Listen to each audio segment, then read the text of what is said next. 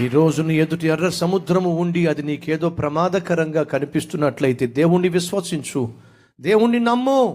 అయ్యా, అననుకూల వాతావరణంలో, నా చుట్టూ ఉన్నటువంటి అననుకూల పరిస్థితులలో నేను విశ్వాసముతో నిన్ను నమ్ముతున్నాను. మౌనముగా నీవు అనుగ్రహించు రక్షణను చూడ్డానికి నన్ను నేను అప్పగించుకుంటున్నాను.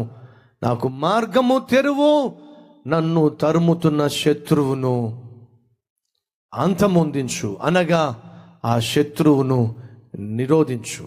ఈరోజు నువ్వు చేసే ప్రార్థన దేవుడు వినడానికి సిద్ధంగా ఉన్నాడు.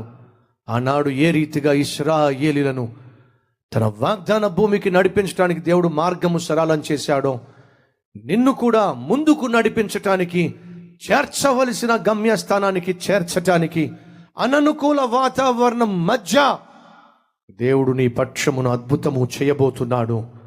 విశ్వసించి విశ్వాసానికి పనిపెట్టి నోటిని అదుపులో పెట్టగలిగితే అద్భుతాన్ని నువ్వు చూడగలవు.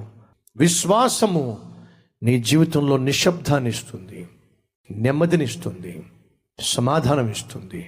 అదే నీ జీవితంలో విజయాన్ని తీసుకొస్తుంది. అట్టి విశ్వాసము, అట్టి నెమ్మది నువ్వు కలిగి ఉన్నావా?